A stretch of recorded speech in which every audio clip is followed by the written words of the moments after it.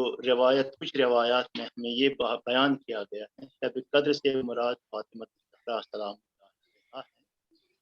शायद इसका मतलब ये हो कि जब हम हज़रत फातिमा ज़हरा सलाम अलैहा की बात करते हैं और इमाम सादिक अलैहिस्सलाम से मनकूल हदीस के बारे में जो उन्होंने बयान किए हैं कि शब कद्र से मुराद फातिमा ज़हरा सलाम अलैहा है, इससे हम शायद ये माना ले लेंगे कि शब कद्र जो है वो विलायत की रात, शब कद्र वो रात है जिस दिन हमें इमाम अलैहिस्सलाम अपने इमाम ज़माना जल्लल्लाहु ताला फरजहू शरीफ और अपने इमामों से एक बैअत, उनसे अहद की तजदीद करनी, एक मर्तबा फिर उनकी खिदमत में अपने हमारे अमाल तो बहरहाल उनकी खिदमत में आते हैं, अर्जा होते हैं उनकी खिदमत में, लेकिन यानी विलायत को समझना और विलायत की ताबेदारी के सिलसिले में शब कद्र का बहुत बड़ा अहम मुकाम है। इसीलिए हमें कहा गया है कि शब कद्र में आप तो ये नहीं, शब कद्र में बेदार रहिए, शब कद्र में होशियार रहिए, शब कद्र में आराम मत कीजिए, शब कद्र में खुदावन तबारक व ताला की बारगाह में जो अब राज नियाज कीजिए। मतलब यही है कि होशियार रहे आदमी। अब इससे जो है ना, जब हम ज़माने के साथ सिलसिले में हम इसको ले लेंगे कि आज के ज़माने में हमें ज़्यादा बेदारी की ज़रूरत है, ज़्यादा बसीरत की ज़रूरत है, ज़्यादा होशियार होने की, होशियार रहने की ज़रूरत है, क्योंकि दुश्मन जो है हमारा वो नत नए और जो है ना उसके तरीके का जो है ना नए नए हैं। तो उस लिहाज से हमें शब कद्र में ज़्यादा ही इबादत करनी चाहिए। इबादत से मुराद वही वो बेदारी है जिसको हम कहते हैं बसीरत। हज़रत इमाम अली अलैहिस्सलाम बहरहाल उनकी सवाने हयात पे अगर हम उनकी नज़र डालेंगे तो हम देखते हैं कि इमाम अली अलैहिस्सलाम बचपन से ही इमाम अली अलैहिस्सलाम रसूल अकरम सल्लल्लाहु अलैहि वसल्लम के साथ गहवारे में एक रिवायत है, हज़रत जब इमाम अली अलैहिस्सलाम इस दुनिया में तशरीफ़ लाए, काबा में जब उनकी वलादत हुई तो सबसे पहले उनकी माँ ने, काबा से जब वो बाहर निकले, उनकी माँ ने उन्हें रसूल अकरम सल्लल्लाहु अलैहि वसल्लम की खिदमत में, रसूल की गोद में जब आए तो रसूल अकरम सल्लल्लाहु अलैहि वसल्लम ने उनको जो है ना सबसे पहले जो सलाम किया इमाम अली अलैहिस्सलाम ने, वो रसूल अकरम सल्लल्लाहु अलैहि वसल्लम अस्सलामु अलैका या रसूल अल्लाह सल्लल्लाहु अलैहि वसल्लम। और ये उनके बचपन का जो है ना ये रिवायत है कि जब उनसे पूछा गया कि आप क़राअत कीजिए, आप पढ़ लीजिए, तो क्या फरमाया, अर्ज किया कि या रसूल अल्लाह, मैं तौरात की तिलावत करूं, मैं ज़बूर की तिलावत करूं, या मैं कुरान की तिलावत। इमामत इसी को कहते हैं कि हज़रत रसूल अकरम सल्लल्लाहु अलैहि वसल्लम इमाम की माँ से कहते थे, इनको इनका बिस्तरा या इनका बिस्तरा मेरे साथ डालिए। रसूल सल्लल्लाहु अलैहि वसल्लम के दामन में परवरिश पाए हैं हज़रत अमीर अल-मोमिनीन अलैहिस्सलाम। इमाम अली अलैहिस्सलाम इस सिलसिले में ये कहते हैं कि यानी मेरी निस्बत रसूल से वही है जिस तरह एक ऊँटनी का बच्चा अपनी माँ के पीछे पीछे होता है। अपनी माँ के पीछे पीछे मतलब यानी जब भी मुझे कुछ चीज़, इन्हें तालीम जो है ना, तालीम हज़रत इमाम अली ने रसूल अकरम सल्लल्लाहु अलैहि वसल्लम से हासिल की है।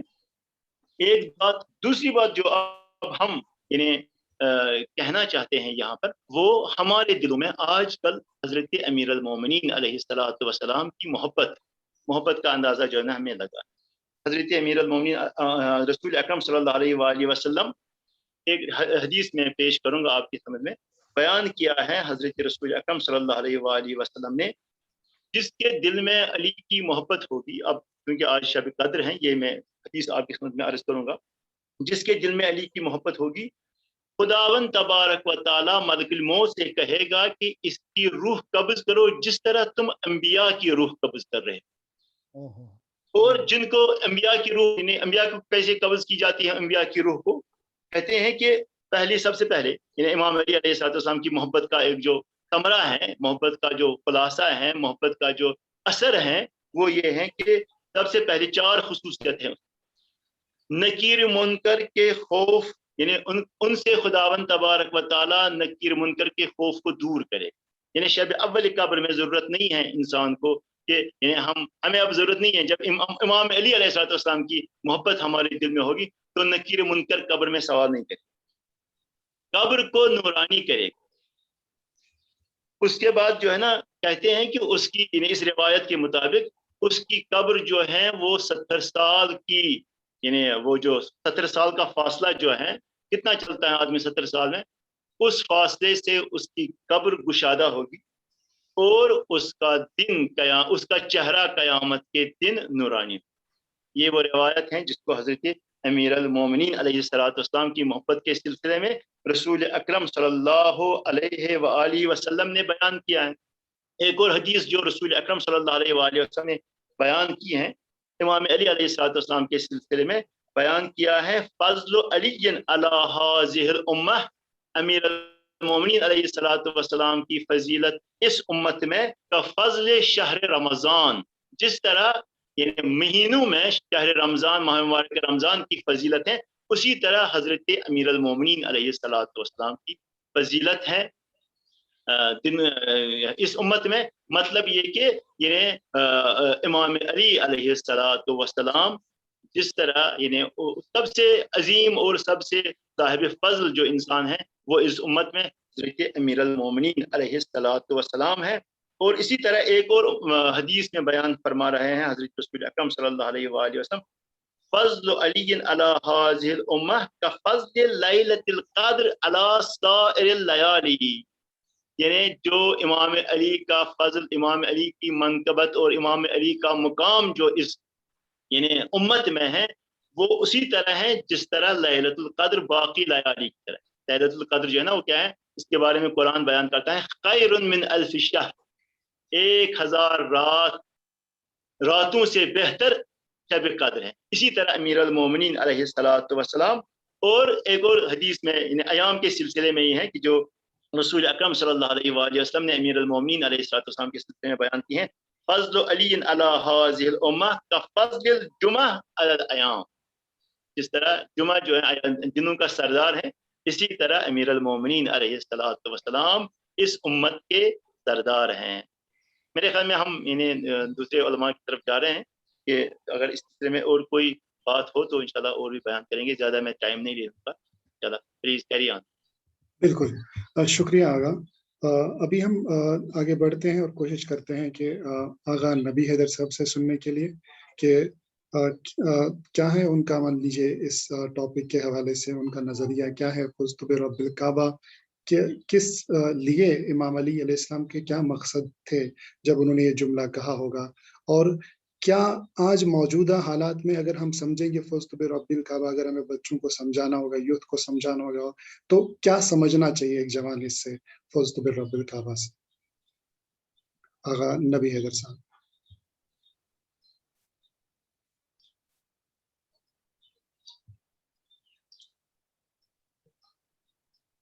آغا نبی حیدر صاحب شاید آپ کی مائک میوٹ پہ ہیں۔ السلام علیکم ورحمۃ اللہ وبرکاتہ۔ وعلیکم السلام۔ جی میری آواز پہنچ رہی ہے؟ بالکل بالکل آغا۔ کیمرہ بھی میرا آن ہے نا، شیئر ہو رہا ہے؟ جی جی بسم اللہ کیجیے۔ اعوذ باللہ من الشیطان الرجیم، بسم اللہ الرحمن الرحیم۔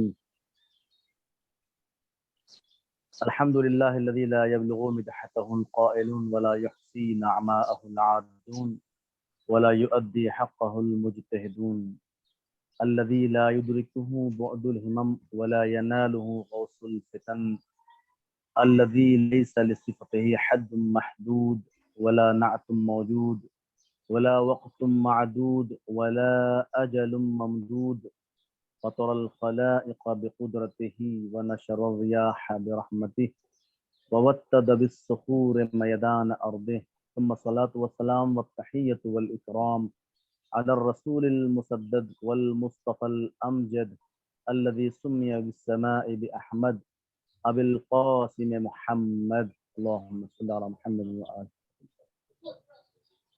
ولعنة الله على أعدائهم أجمعين من يومنا هذا إلى يوم الدين. أما بعد، قد قال الإمام علي عليه السلام عند شهادته بسم الله وبالله وعلى ملة رسول الله فزت ورب الكعبة.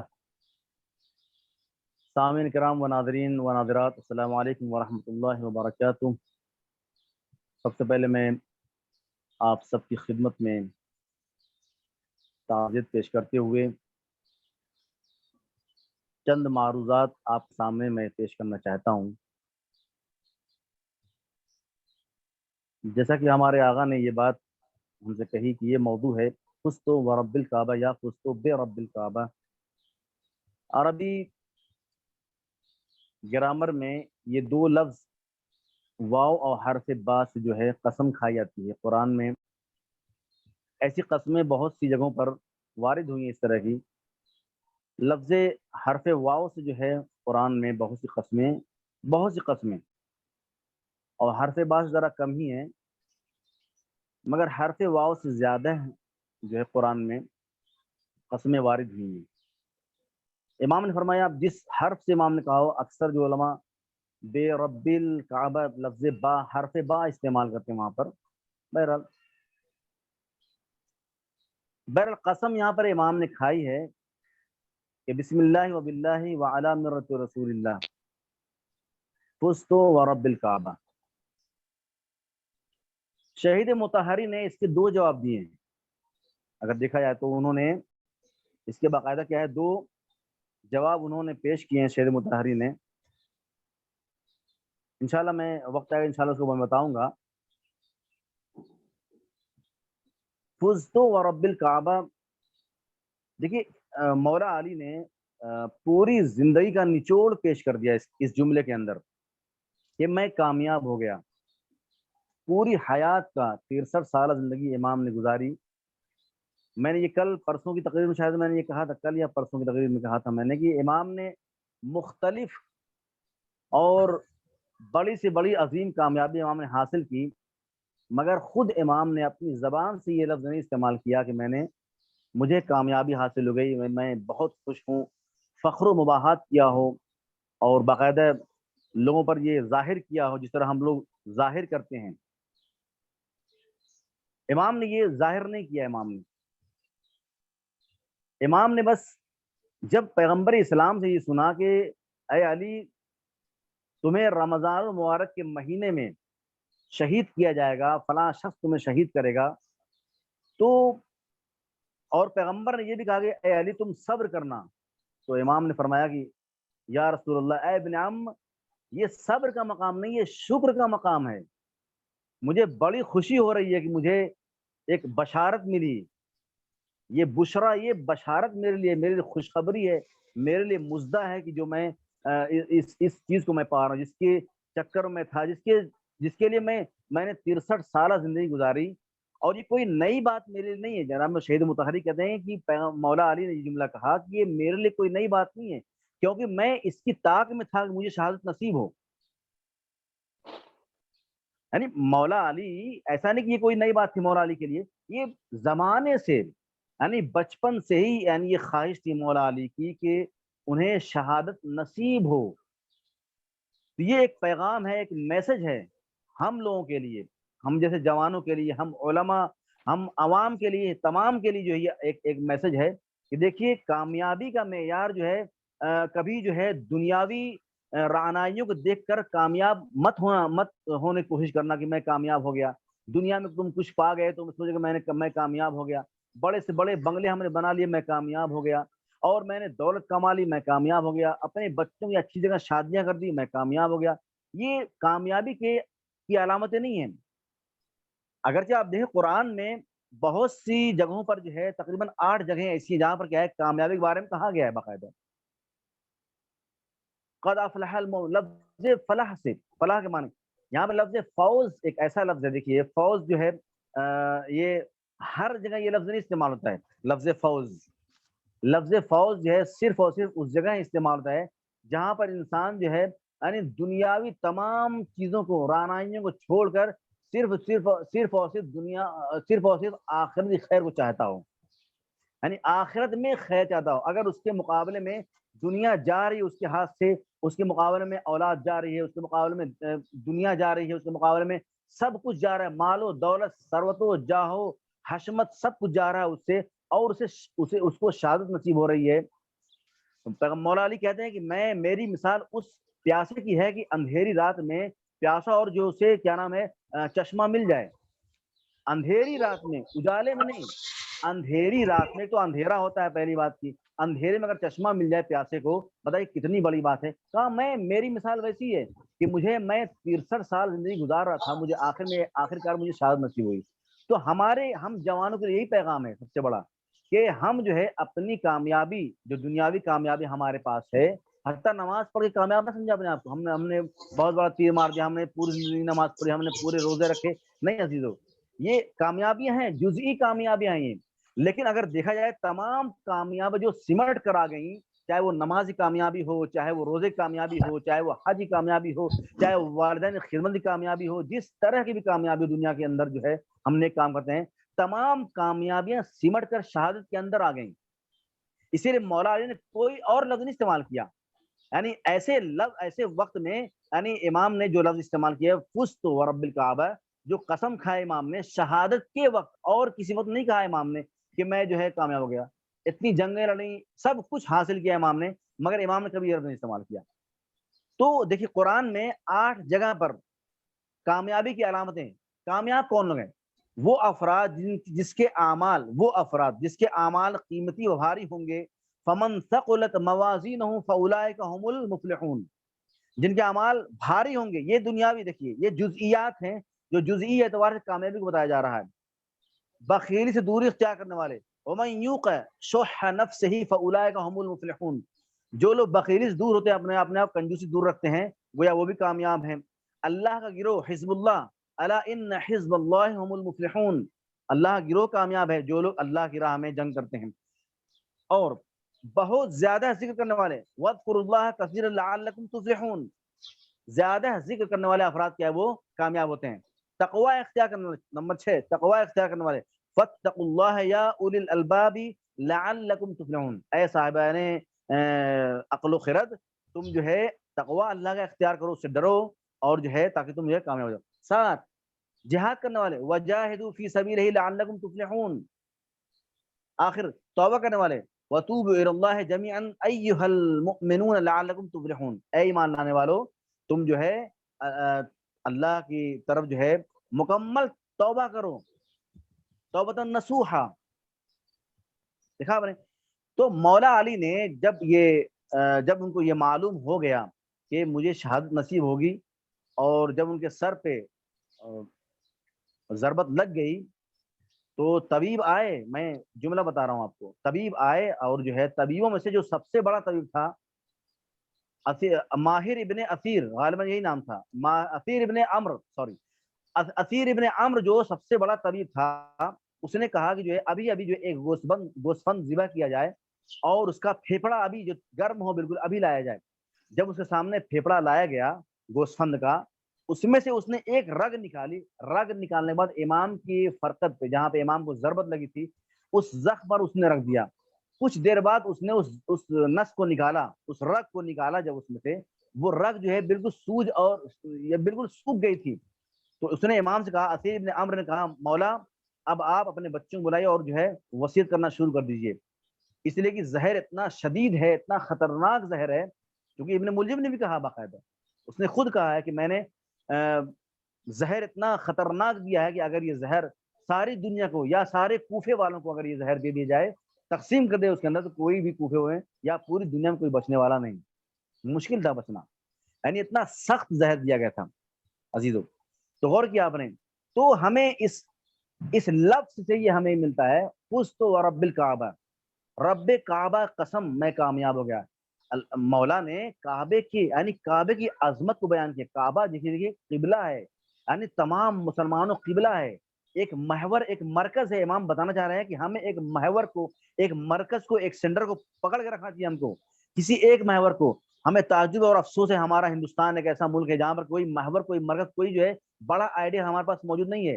ایران دیکھیے ہمارے پاس، ہم جو ہے بہرحال ایران تو پوری دنیا کے لیے آئیڈیل ہے، اور وہاں پہ مختلف مجتہدین الحمدللہ، اللہ سب کو سلامت رکھے انشاءاللہ، سب ہمارے لیے آئیڈیل ہیں. مگر ہندوستان کے اندر کوئی رہبریت نہیں ہمارے پاس، کوئی ایک مرکز. امام بتا رہے ہیں کہ فزت ورب الکعبہ، رب کعبہ کی قسم میں کامیاب ہو گیا. یعنی کعبے کو مرکز بنا رہے امام قسم کا، اور جو ہے اس کو ایک ذریعہ بنا رہے امام جو ہے، یعنی اللہ تک پہنچنے کا. یعنی کوئی ایک ذریعہ، کوئی ایک محور، کوئی ایک مرکز، کوئی ایک سینٹر، کوئی ایک جگہ ہونی چاہیے جہاں پر جو ہے ہم ہم جو ہے جس کو ہم اپنے دامن سے اس کو ہم جو ہے اپنے ہاتھ میں تھامے رکھیں اس کو. مگر شکریہ. افسوس ہے ہمارا ہندوستان کے اندر جو ہے یہ چیزیں کیا ہے, افسوس ہے, میں افسوس سے یہ بات کہنا چاہوں گا کہ کاش جو ہے ہمارے ہندوستان میں کوئی ایسی لیڈرشپ ہوتی جس کو ہم لوگ سبھی لوگ کیا پکڑ چلتے, مگر افسوس ہے کہ ہم اس چیز میں ابھی ہم لوگ اس چیز کو تلاش نہیں کر سکے. انشاءاللہ ابھی اور بھی میرے درمیان اور افراد موجود ہیں, انشاءاللہ اگر سوالات ہوں انشاءاللہ اس ذیل میں ہم جو ہے اس کے جواب دیں. بالکل السلام بالکل علیکم ورحمۃ اللہ وبرکاتہ. آگے بڑھتے ہیں ہم. ہمارا سوال رہے گا مولانا بلال صاحب سے, کیونکہ مولانا بلال صاحب نے کچھ دن پہلے بھی روشنی ڈالی تھی. مان لیجیے نہج البلاغہ کے حوالے سے ہم چاہتے ہیں کہ ابھی مان لیجیے مختصراً فزت برب الآبا کے حوالے سے بھی, اور وہ وصیتیں جن پہ آج کا جوان فخر کرنا چاہیے کہ وہ کلام موجود ہے نہج البلاغہ میں. جب بھی اس کو مان لیجیے پتہ سمجھنا چاہیے کہ زندگی کیسے گزارنی ہو, کہ کیا ایسی چیزیں ہیں, کون سی ایسی چیزیں ہیں جن کی طرف مان لیجیے اشارہ کیا ہے یا واضح طریقے سے امام علیہ السلام نے, چاہے اپنے فرزند کے لیے ہو, چاہے اپنے دوستوں کے لیے, عزیزوں کے لیے. بسم اللہ. السلام علیکم ورحمۃ اللہ وبرکاتہ. بسم اللہ الرحمن الرحیم. اعظم اللہ اجورنا واجورکم. بہرحال اس عظیم مصیبت پر میں تمام حاضرین کی خدمت میں اور اپنے عزیزان قاریان کی خدمت میں اور اساتذہ کی خدمت میں عرض تسلیت پیش کرتا ہوں. اور جس بات کی طرف ابھی ہمارے اساتذہ کرام مولانا حکیم سجاد صاحب نے بھی روشنی ڈالی اور اس طرح ہمارے برادر جناب مولانا نبیل صاحب نے بھی, میں صرف اس بات کی کوشش کرنا چاہتا ہوں کہ فزت برب الکعبہ تو آپ نے سنا, کیوں امیر المومنین علی بن ابی طالب علیہ السلام نے فرمایا کہ میں کامیاب ہوا. یہاں پر ہم تھوڑی سی چلتے ہیں خطبہ شعبانی کی طرف.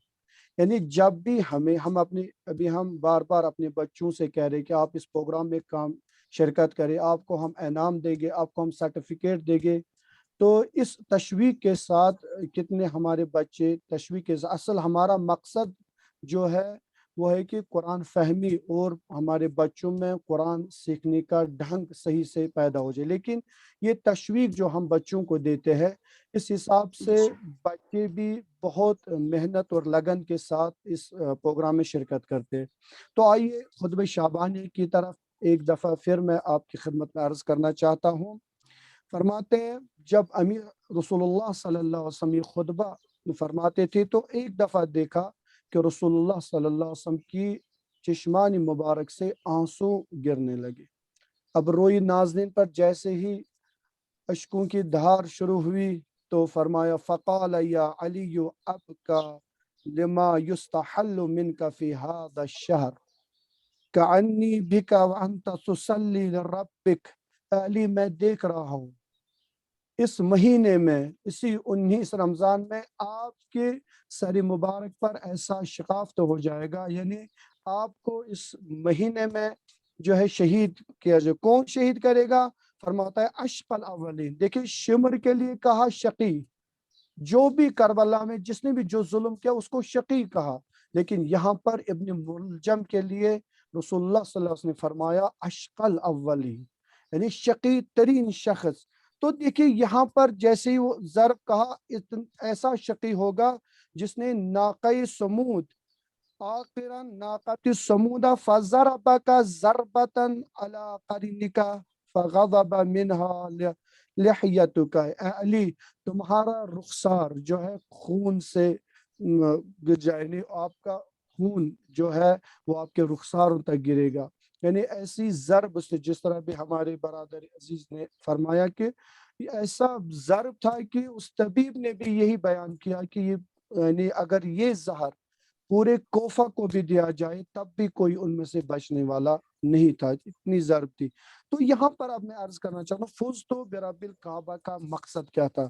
تو امیر المومنین علیہ السلام نے عرض کی, قال امیر المومنین علیہ السلام فقلت یا رسول اللہ وذالک فی سلامت من دینی. یا رسول اللہ کیا میں اس وقت میرا دین سالم رہے گا, میں تو شہید ہو جاؤں گا, میرے سر نازنین پر شگافت آ جائے, لیکن مجھے یہ فرمائیے کہ کیا میرا دین سالم رہے گا؟ فقال فی سلامت من دینک، آپ کا دین سالم رہے گا۔ ثم قال یا علی من قتلک فقد قتلنی، تو رسول اللہ صلی اللہ علیہ وسلم نے فرمایا اے علی، جو آپ کو قتل کرے اس نے مجھے قتل کیا۔ اب دیکھیے آج رسول اللہ صلی اللہ علیہ وسلم کی شہادت کا دن ہے، آج پیغمبر خدا صلی اللہ علیہ وسلم زخمی ہوئے ہیں، آج نہ صرف امیر المومنین علیہ السلام کے بچے یتیم ہیں بلکہ آج پوری امت یتیم ہوئی ہے، جس طرح فرمایا انا و علی ابوا امتی، میں اور علی اس امت کے باپ ہے، آج یتیم ہو چکے ہیں، نہ صرف زینب و کلثوم و حسن و حسین و عباس، آج ہم سب یتیم ہو چکے ہیں۔ لیکن یہ جملہ میں آپ کی خدمت میں عرض کرنا چاہتا ہوں، جیسے ہی مولا کے سارے ناظرین پر ضرورت لگی تو اپنی بچوں کو بٹھا کر یہ وصیت کی، اللہ اکبر، کہا میرے بچوں انا بالامس صاحبکم، اب یاد رکھو کل تک تو میں خلیفہ تھا، کل تک تو میں صاحب اقتدار تھا، کل تک تو میرے پاس وہ قوت تھی، وہ طاقت تھی کہ اگر میں کل تک جاتا تھا مسجد میں نماز ادا کرتا تھا اور آذان پڑھتا تھا، کل میں اپنی بیٹی کو گلے سے لگاتا تھا، کل میں حسن و حسین کو اپنے پاس بلاتا تھا، لیکن آج اللہ ان الیوم عبرت، آج عبرت کا دن ہے، آج وہ دن ہے جو عبرت کا ہے۔ کیوں؟ آج مجھے بیٹی ہی آتی ہے گلے لگانے کے لیے، آج میں مسجد تک نہیں جا سکوں۔ جوانوں، خصوصاً میں ان قاریان قرآن سے عرض کرنا چاہتا ہوں، آج آپ قرآن پڑھ سکتے ہیں لیکن یاد رکھو مولا بھی فرماتے ایک دن ایسا آئے گا کہ ہماری زبان بند ہو جائے گی، اس دن کیا ہے؟ میں عبرت بن چکا ہوں۔ جو خلیفہ ہے، اللہ اکبر، جو امیر المومنین کل تک یتیموں کو دیتے تھے، آج وہی یتیم ایک ایک شیر وہ دودھ کا پیالہ لے کر آئے ہیں مولا کی خدمت میں، جو علی راتوں کی نیند کے باوجود اپنا سکون چھوڑ کر جاتے تھے، کہا اے حسن، اے حسین، انا بالامس صاحبکم وانا اليوم عبرت لکم، آج میں عبرت بن گیا آپ لوگوں کے لیے۔ دیکھیے امام کائنات آج مسجد تک نہیں جا سکتے، امام کائنات آج بستر شہادت پر ہے، اور اس کے بعد فرمایا وَغَدًّا مُفَارَقَةً لَكُمْ، کل میں آپ لوگوں سے جدا ہو جاؤں گا۔ اب ڈھونڈو گے، وہ یتیم ڈھونڈیں گے، اس کھنڈر میں اب آواز آئے گی کہاں ہے ہمارے مولا، کہاں ہے ہمارا مولا، جو ہماری درد، ہماری سکون کے باعث بنتا تھا، ہمارے درد کو دوا تھا۔ لہٰذا اس دنیا میں ہمیں یہ عبرت حاصل کرنی، جب امام وقت ہمارے لیے عبرت بن جائے تو ہمیں اپنی زندگی میں کتنا خیال رکھنا ہے کہ ہم اس طرح زندگی گزارے۔ نہ صرف فزت برب الکعبہ تو علی نے کہا، لیکن علی کی بیٹی نے بھی ایک جگہ کہا، جب دیکھا امام حسین علیہ السلام کے سارے ناظرین کو جدا کیا تو وہاں پر پہنچ کر زینب کبریٰ نے آواز سے بلند بلند کر کے نہیں پکارا، پھر یہ جملہ عرض کیا ما رأیت الا جمیلا، پروردگارا اس سے بڑی خوشی کیا ہو سکتی ہے کہ حسین آپ کی خدمت میں قربان ہو چکا ہے، یہ اسی کی بیٹی ہے جس نے مسجد میں محراب میں سادادی فزت ورب الکعبہ، آج اسی کی بیٹی تو خدا کے سامنے اور اپنی ذات سے کہہ رہی ہے کیوں مجھے تانے مار رہے ہو، کیوں زخم زبان دے رہے ہو، میں نے خدا کا جلوہ کربلا میں دیکھا۔ انشاءاللہ یہ تین چیزیں ہمیں یاد رکھنی چاہیے۔ فزت برب الکعبہ کا مقصد یہی ہے کہ آج ہم میں طاقت ہے، توانائی ہے، اس کو قرآن اور اہل بیت کے لیے ہم کوشش کرے، تلاش کرے خدا کے راہ میں اس کو صرف کرنے کی، اور کل ہم بھی عبرت بن جائیں گے، اور آخر میں ہم بھی اپنے رفیقوں سے، اپنے دوستوں سے جدا ہوں گے، لیکن ایسی جدائی ہو جس طرح امیر المومنین علیہ السلام نہج البلاغہ میں فرماتے ہیں خالط الناس مخالطۃ ان متم بکوہا علیکم، اس طرح لوگوں میں رہو، جب اس دنیا سے جاؤ گے تو وہ رونے چاہیے آپ پر، جس طرح آج یتیم رو رہے ہیں، آج پوری کائنات رو رہی ہے، کیوں؟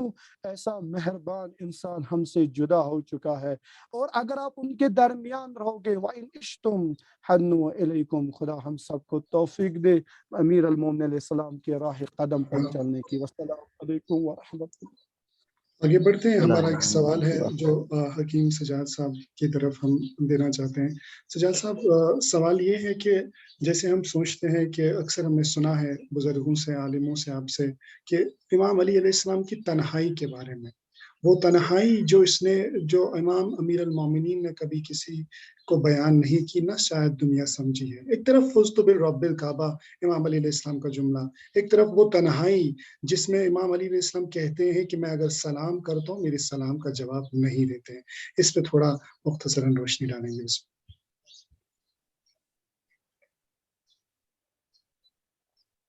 جناب، تنہائی بہرحال ہمیں انہیں کے دو پہلو ہو سکتے ہیں. ایک تو وہ مظلومیت کا پہلو کی طرف آپ نے اشارہ کیا کہ رسول اکرم صلی اللہ علیہ وآلہ وسلم کے بعد سب سے زیادہ مظلوم جو تھے وہ حضرت امیر المومنین علیہ السلام. کہتے ہیں نا کہ اول مظلوم آدم، عام طور پہ امام علیہ السلام کے بارے میں. دوسرا یہ ہے کہ اب جس طرح ہم نے یہ کہا ہے نا کہ جو میں نے پہلے حدیث بیان کی کہ جس طرح قرآن میں بیان کیا گیا ہے کہ سورہ مبارک قل هو اللہ کی مثال حضرت علی علیہ السلام. ایک معاشرہ جس نے اپنے امام کو اچھے سے نہیں پہچانا.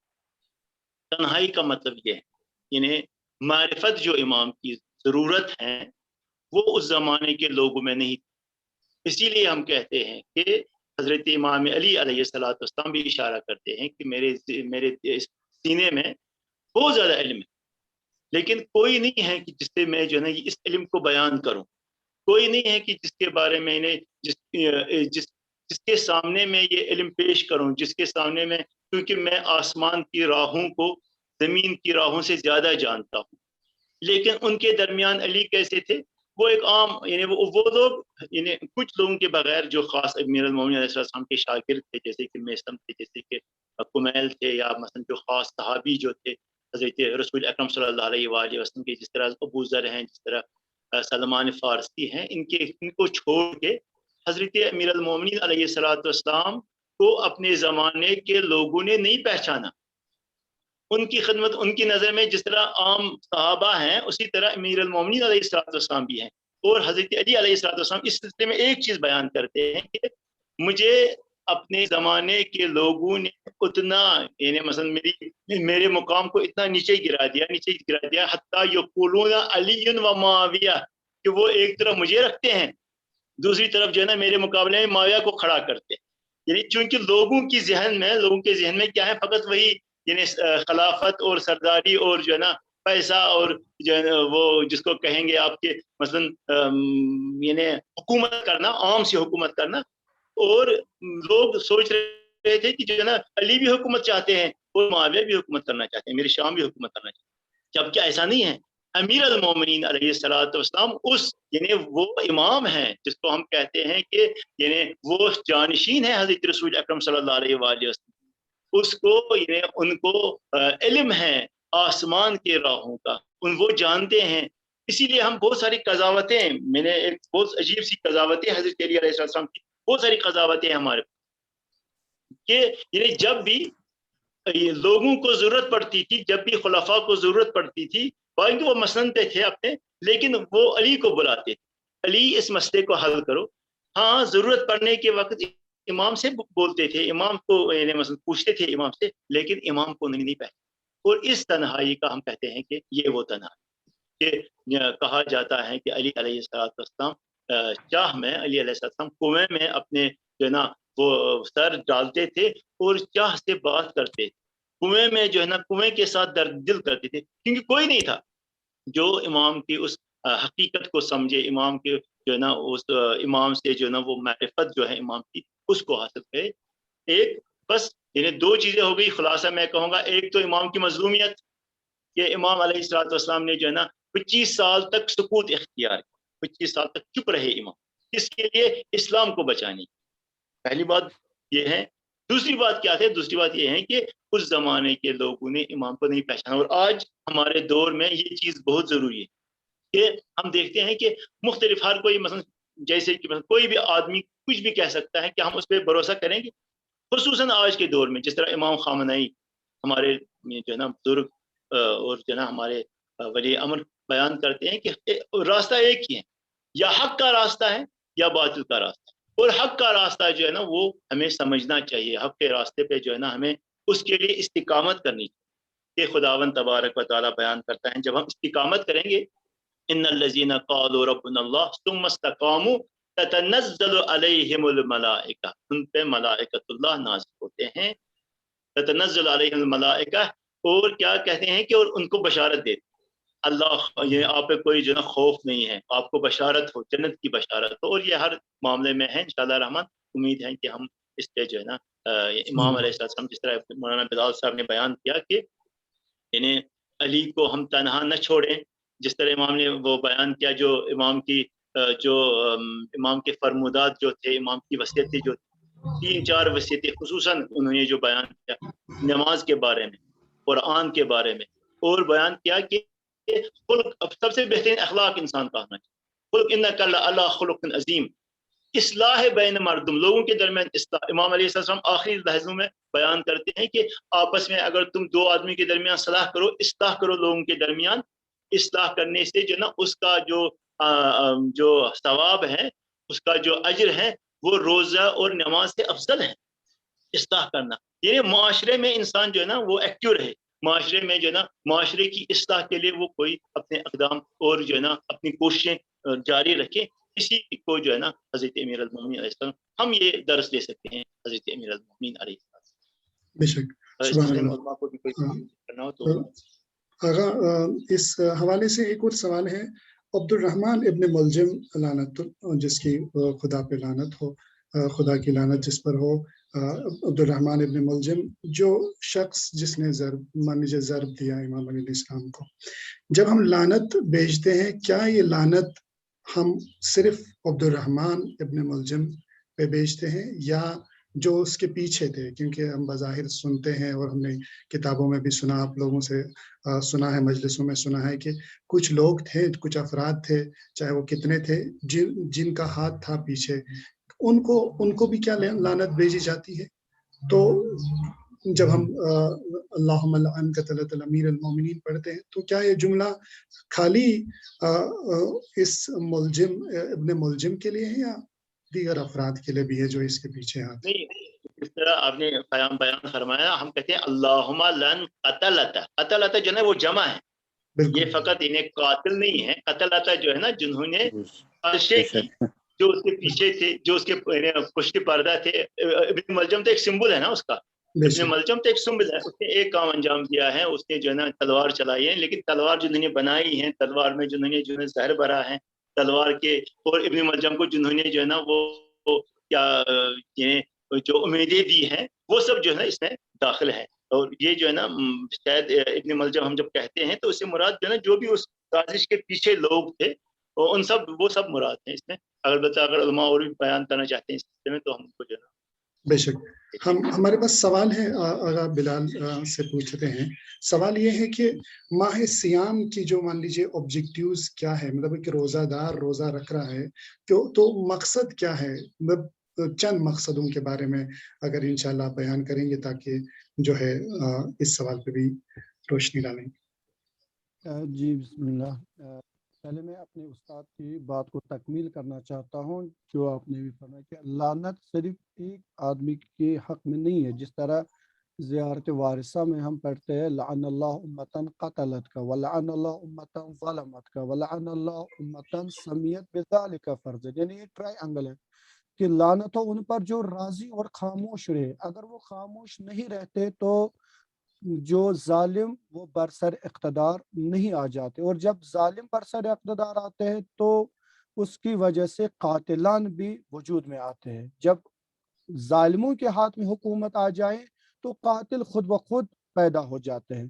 تو یہ اس تکمیل کا الحمدللہ استاد نے بہتر فرم، لیکن یہاں پر جو ماہ مبارک رمضان کے حوالے سے آپ نے حکم کیا وہ یہ کہ یہاں پر روزے کا مقصد کیا ہے، وہ ہے لعلکم تتقون، تاکہ شاید تم متقی بن جاؤ۔ دیکھیے ایک ورک شاپ ہے، جس طرح ورک شاپ میں ہم گاڑی لے جاتے ہیں تو اس میں ہم دیکھتے ہیں کہاں کہاں پر کون کون سی چیز اس کی ضرورت ہے، کسی چیز کو کم کرنا پڑتا ہے، کسی چیز کو زیادہ کرنا، جس طرح ایک باغبان ہوتا ہے باغبان کی مثال یہاں پر جب وہ کسی باغ میں جاتا ہے تو وہ درخت کو دیکھتا ہے کتنی اس کو کتنا پانی کی ضرورت ہے، کہاں پر اس کے شاخ زیادہ اوپر آئے ان کو کاٹ دیتا ہے، اور کہاں پر شاخ اور زیادہ دوا کی ضرورت ہے۔ اسی طرح ماہ مبارک رمضان اللہ تبارک و تعالیٰ نے ہمارے لیے ایک مہینے کا ایک ورکشاپ، ایک ٹریننگ سینٹر رکھا ہے، کیوں؟ جہاں پر توجہ رکھیے، جہاں پر آپ حلال چیز سے بھی رکتے ہیں، مثلا کھانا کھانا پینا یہ سب حلال ہے، تو کیا آپ باقی دنوں میں خدا کے لیے حرام نہیں چھوڑ سکیں گے؟ آج تو آپ حلال چھوڑ رہے ہیں، کس کے لیے؟ خدا کے لیے۔ کھانا حرام نہیں ہے، پینا حرام نہیں ہے، لیکن چونکہ حکم الہی ہے ان چیزوں کو ترک کرو صبح کی اذان سے مغرب کی اذان تک۔ تو جب ایک بندہ اس ایک مہینے میں خدا کے لیے یہ تمام کام انجام دیتا ہے، حتیٰ گالی گلوچ یہ سب منع کر دے، جیسا حضرت زہرا صلی اللہ سلام علیہ کی حدیث ہے کہ اس روزے دار کے روزے کا کیا فائدہ ہے جو صرف اپنی شکم کو روزہ سے بچائے لیکن باقی زبان آنکھیں ان سے گناہ کرے۔ تو یہاں پر کتنی اچھی بات ہے کہ اگر روزہ دار آج حلال چیزوں سے روکتا ہے، کس لیے؟ تاکہ خدا ناراض نہ ہو جائے، تو باقی دنوں میں حرام کام کیوں نہیں چھوڑ سکتا؟ آج آپ شربت پی سکتے ہیں، اتنی بڑی گرمی ہے، گرمی کی تمازت میں آپ شربت پی سکتے ہیں لیکن نہیں پیتے، کیوں؟ میں روزے سے ہوں، خدا ناراض ہو جائے گا۔ تو یہی جوان روزے کے بعد شراب کو کیسے منہ لگائے، کیسے ہاتھ میں ایسی چیزیں لے گا جن سے خدا اور آخرت اس کی خراب ہو جائے گی۔ تو اس کا سب سے فائدہ یہی ہے کہ یہ روزے میں ہم متقین بن جائے، یہ قرآن ہم سے کہہ رہا ہے، اور رسول اللہ صلی اللہ علیہ وسلم فرماتے ہیں سومو تصل لکم، آپ روزہ رکھو صحت مند بنو گے۔ آپ ابھی ڈاکٹر کے پاس جائے، اکثر وہ کہتے ہیں جناب پرہیز کرو پرہیز کرو پرہیز کرو، یعنی اس کا کیا؟ خدا نے ہمیں ایک مہینے میں سکھا دیا کہ ان چیزوں سے جب آپ پرہیز کرو گے تو آپ کی آخرت بھی بن جائے گی اور آپ کی دنیا۔ شکریہ۔ بالکل دامن وقت میں گنجائش نہیں ہے، تو آخری دو سوال ہمارے پاس ہے۔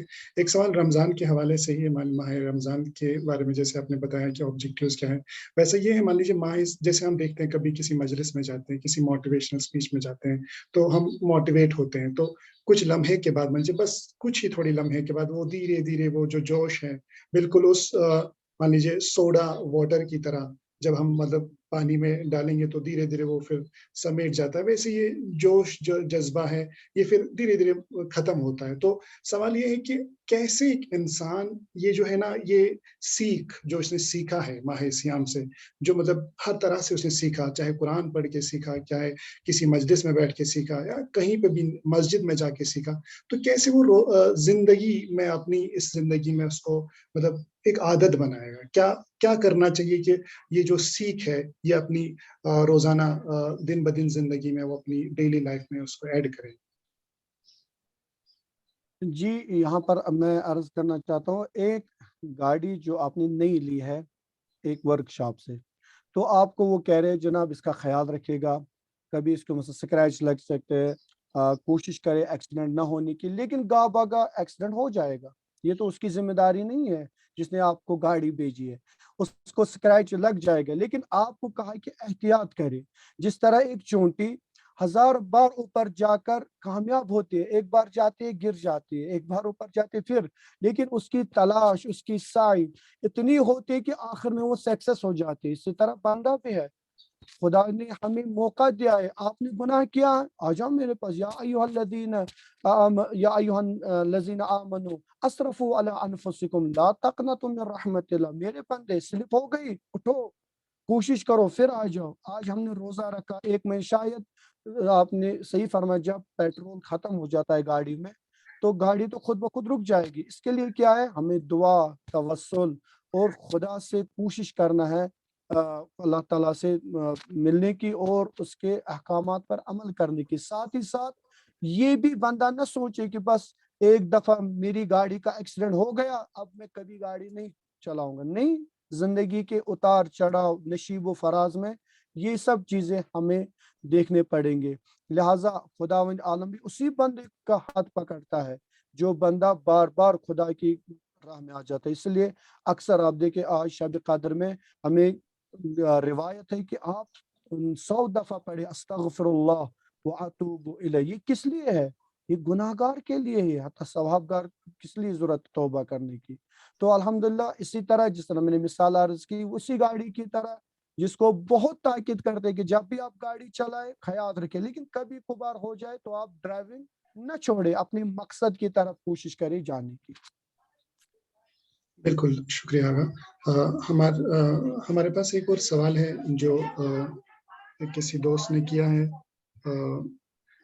میں چاہتا ہوں اگر آپ میری آواز سن رہے ہیں تو بالکل آپ اپنا مائک میوٹ کر کے بسم اللہ سوال کریں، کیونکہ یہ سوال پورا سمجھ نہیں آ رہا ہے جو آپ نے کیا ہے.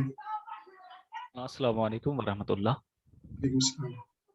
جی میرا سوال یہ ہے کہ جیسے کہ روایت میں آیا ہے کہ مولا علی علیہ السلام فرماتے تھے این عمار، عمار کہاں ہے؟ تو عمار جو ہے صحابی امام علی تھے، ان میں کیا ایسی خاصیت تھی کہ ہزاروں لوگوں کے ہوتے ہوئے مولا علی علیہ السلام ان کے فراق میں گریہ کن آتے؟ بے شک ہم چاہیں گے اس کا جواب پہلے آغا نبی حیدر سے لینا. آغا نبی حیدر صاحب، آپ کی آواز ہم تک نہیں آ رہی. آغا بسم اللہ کریں گے بلال صاحب، کیونکہ شاید نیٹ ورک کی وجہ سے آغا نبی حیدر صاحب نہیں ہے. بسم اللہ الرحمن الرحیم. یہ بہت ہی بہترین سوال انہوں نے کیا ہے، خدا ان کو جزائے خیر دے. کیونکہ یہاں پر جب مولا علی علیہ السلام نے پکارا این عمار، تو اس کا مقصد کیا ہے؟ یعنی عمار امام شناس تھے. عمار کے اندر ایسی خصوصیت تھی، یعنی انہوں نے حقیقتاً معرفت امام حاصل کی تھی. جس طرح ہم دیکھتے ہیں الحمدللہ امیر المومنین علیہ السلام کا ہی خطبہ جنگ صفین میں آپ دیکھیں، وہ ان کو کہہ رہے آپ کو کیا ہوا ہے، آپ مردوں کے لباس میں نہ مرد ہو، میں آپ کو جنگ کے لیے بلاتا ہوں تو آپ بہانے بازی کرتے ہو. لیکن عمار امام شناس تھے. جس طرح سلمان، پیغمبر صلی اللہ علیہ وسلم نے فرمایا سلمان منا اہل البیت، کوئی بلڈ ریلیشن نہیں تھی، لیکن کریکٹر ایسا تھا، کردار ایسا تھا کہ سلمان اہل بیت میں. اسی طرح مولا علی علیہ السلام کیوں ڈھونڈتے؟ آج بھی وقت کے امام کن کو ڈھونڈ رہے ہیں؟ جن کے اندر وہ کریکٹر ہو، جن کے اندر وہ کردار ہو. اور اگر میں یہاں پر چونکہ دامن وقت میں گنجائش نہیں ہے، اگر میں یہاں پر عمار کی زندگی کو اگر آپ لیں گے، عمار شہید جب ہوئے تب بھی مولا امیر المومنین علیہ السلام پر مکمل ایمان رکھتے تھے. یعنی کبھی بھی عمار نے مولا علی علیہ السلام کے حکم کی کسی بھی وقت ٹال مٹول نہیں کی. آپ دیکھیں جب امام حسین علیہ السلام منا سے جا رہے تھے تو کچھ لوگوں نے امام کو مشورہ دینا شروع کیا، حسین علیہ السلام کو، آگا مت جائے، اگر آپ کو جانا ہے اپنے بچوں کو رکھے. تو جب دیکھا کہ امام قطعی ہے جانے میں تو گئے وہ عباس علیہ السلام کی خدمت میں. کہا مولا عباس آپ انہیں سمجھائے، آپ انہیں روکے. تو عباس نے کہا اگر میں انہیں کہوں تو اس کا مطلب ہے کہ میں ان سے زیادہ جاننے والا ہوں. نہیں، میرا امام جہاں ان کا قدم رہے، مجھے پورا یقین ہے کہ امام کا قدم حق پر ہے. لہٰذا عمار ایک ایسی شخصیت کے ممتاز تھے جن کے اندر امام کی معرفت تھی. اور اگر امام کی معرفت نہ ہو، مات ولم یعرف امام الزمانی مات میتۃ جاہل، وہ جاہل مر جائے گا. لہٰذا انہوں نے حقیقت میں امام کو اور بھی کچھ خصوصیات تھی چونکہ میں عرض کرنا چاہتا ہوں مختصری کہ امام کی معرفت ان میں زیادہ تھی اور امام کے مطیع محض تھے. کبھی بھی عمار نے مولا علی علیہ السلام کے حکم کی کبھی بھی انکار نہیں کیا، بلکہ ہمیشہ ان کے ساتھ بساتھ قدم بقدم شان بشان چلتے رہے. شکریہ. آخری سوال ایک لیتے ہیں نبی حیدر صاحب کی طرف. آغا نبی حیدر صاحب آپ موجود ہیں؟ السلام علیکم ورحمۃ اللہ وبرکاتہ. سوال یہ ہے کہ جیسے ہم نے سنا ہے وصیت کی تھی امیر المومنین علیہ السلام نے کہ میرے دشمن یعنی جس نے مجھے ضرب دیا ہے اس کے ساتھ کیا ٹریٹمنٹ رہنا چاہیے. اس کو بھی مان لیجیے اگر مجھے ایک ضرب سے اس نے مجھے ہلاک کیا، اگر میں مر جاؤں گا اسی ضرب سے تو ایک ضرب سے مجھے دیا تو آپ بھی اس کو ایک ہی ضرب دیں گے. تو مان لیجیے اس میں کیا فلسفہ ہوگا؟ یہ جو امام علیہ السلام یہ بیان کرتے ہیں آخری لمحات میں، اس کے پیچھے کیا فلسفہ ہوگا؟ اور یقیناً کیا کچھ ایسا ہوا ہے کہ جب امام حسین علیہ السلام شہید ہوئے تھے تو کیا ایسا تھا کہ انہوں نے یہ پیغام کسی کو ایسا دیا تھا کہ میرے بعد جب بدلہ لیا جائے گا یا جو بھی لے گا، تو ایسا کچھ تھا؟ تب بھی ایسا کچھ وصیت تھی تب؟ بسم اللہ الرحمن الرحیم. سوال تو بہت بہترین ماشاء اللہ. سوال یہ جو آپ نے کیا ابھی، ہلو میری آواز پہنچ رہی؟ جی بالکل بالکل. ہاں، یہ جو امام نے جملہ استعمال کیا کہ میرے بعد جو ہے میرے قاتل کو صرف ایک ہی ضربت لگانا، کیونکہ اس نے ایک ہی ضربت لگائی ہے. یہ خود امام کی عدالت جو پوری زندگی امام نے کی ہے. اگر امام، چونکہ امام کی زبان سے ہی جملہ جو ہے سب سے بہتر جملہ جو امام کی زبان سے جو ان کے لیے بہتر ہے، یعنی امام ہی یہ جملہ کہہ سکتے ہیں مولا علی. شاید دنیا میں کوئی ایسا انسان شاید نہ ہو جس نے جملہ کہا ہو یا کہہ سکتا ہو کہ اس کو ایک ہی ضرب لگانا اور اگر ہو سکے تو اسے معاف کر دینا، یا اگر میں زندہ رہا، اگر میں میرا زخم ٹھیک ہو گیا تو میں جو ہے اسے معاف کرنے کا اختیار رکھتا ہوں. اور اگر اسے اے حسن، اگر تمہیں اسے کیا نام ہے اگر اسے سزا دینی ہو تو صرف ایک ہی ضرب لگانا. تو یہ امام کی عدالت کی جو حد ہے، یعنی انتہائی حد ہے امام کی، جو امام ثابت کرنا چاہ رہے ہیں کہ میں آخری لمحے تک، آخری لمحات تک اپنی عدالت کو ثابت کرتے ہوئے جاؤں دنیا سے. امام نے جو، اور اسی لیے تو جو جملہ ہے کہا گیا ہے، کسی نے کہا کہ جو ہے قتل علی بشدت العدل، یعنی امام کی عدالت ذرا دیکھیے کہ امام کے سر پہ ضربت لگ چکی ہے.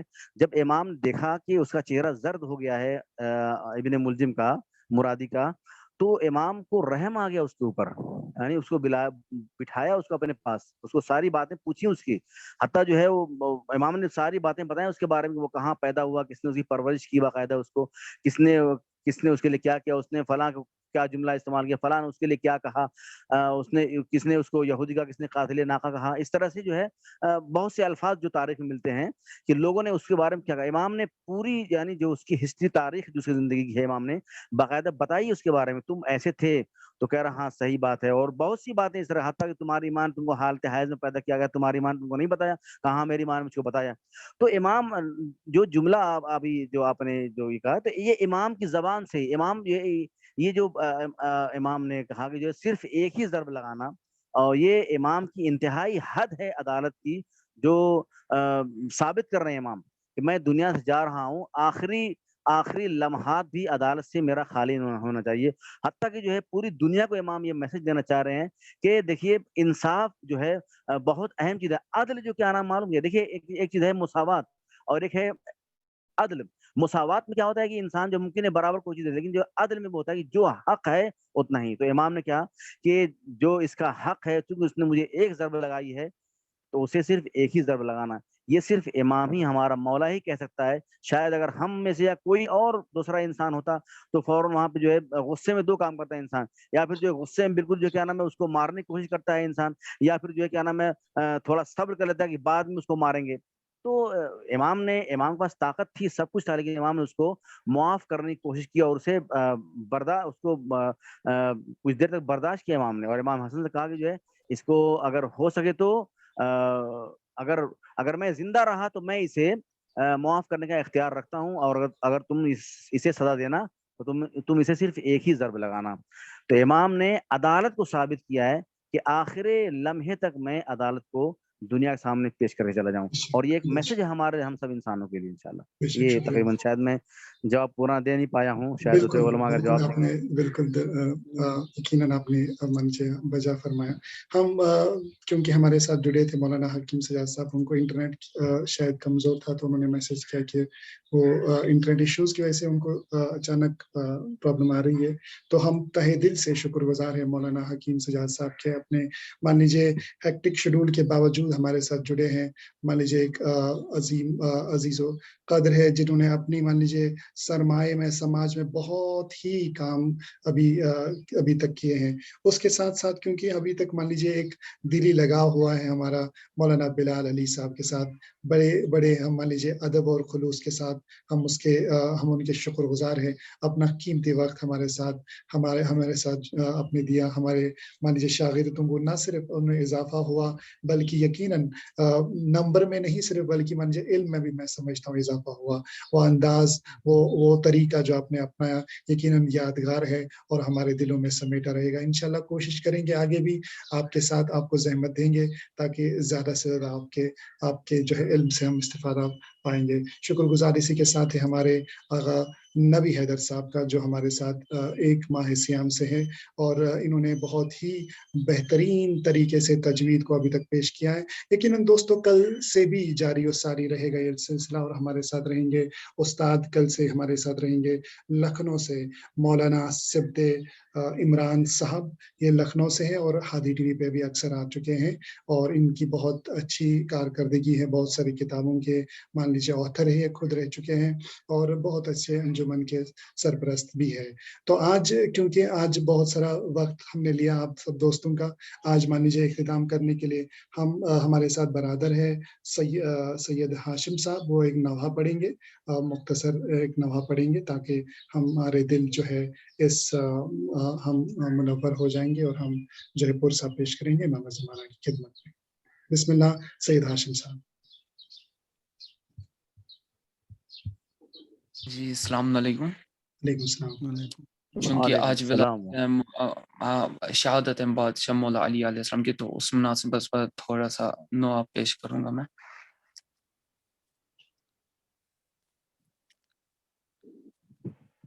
آج زینب یتیم ہو گئی، آج زینب یتیم ہو گئی، اٹھ گیا باپ کا سر سے سایہ، اٹھ گیا باپ کا سر سے سایہ، آج زینب یتیم ہو گئی. گھر میں فرش عذاب بچھ گیا خانہ رب میں ماتم بپا ہے، سوگ میں ڈوبا گھر سیدہ کا، آج زینب یتیم ہو گئی، آج زینب یتیم ہو گئی. اٹھ رہا ہے جنازہ علی کا، ایک محشر کا عالم ہے برپا، ایک محشر کا عالم ہے برپا، سب کے ہونٹوں پہ تھا ایک نوخہ،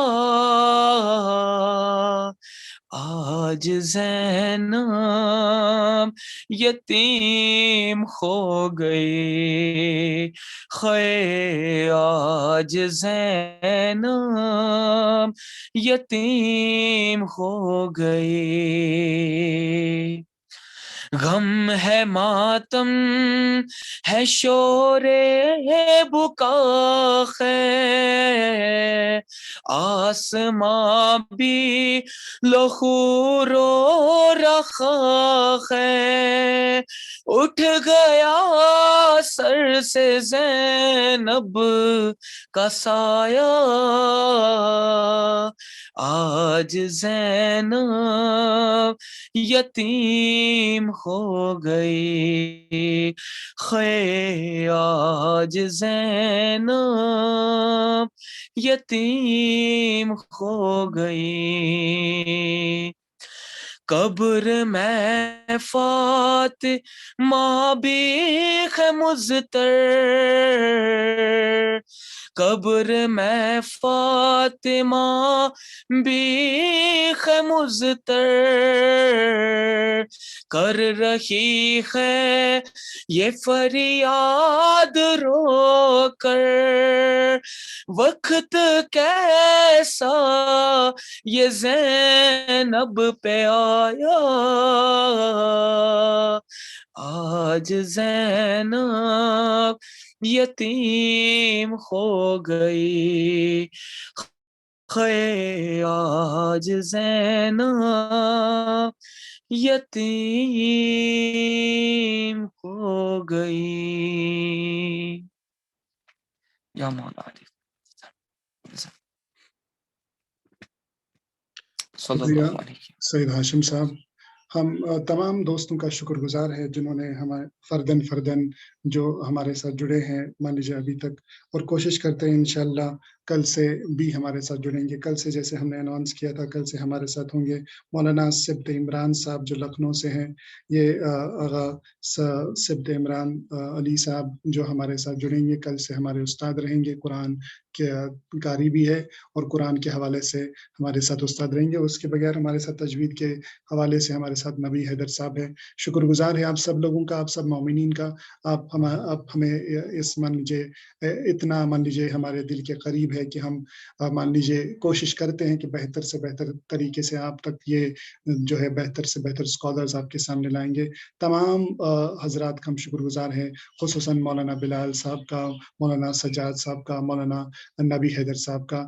انشاءاللہ کل تک کے لیے ہمیں اجازت دیجیے، کوشش کیجیے کہ آج ہمارے لیے بھی دعا کریں گے، اور تمام ان کے لیے جن کا کوئی نہیں ہے، اور خصوصاً دعا کریں گے کہ اس وبا سے ہمیں نجات ملے، اور ہمارے امام زمانہ اجل اللہ تعالیٰ فرج کا شریف کا جلد سے جلد ظہور ہو۔ انشاءاللہ آپ بھی ہمیں دعاؤں میں یاد رکھیے گا، ہم بھی آپ کو دعاؤں میں یاد رکھیں گے۔ کل تک کے لیے انشاءاللہ اجازت مانگتے ہیں آپ سے۔ اللہ حافظ۔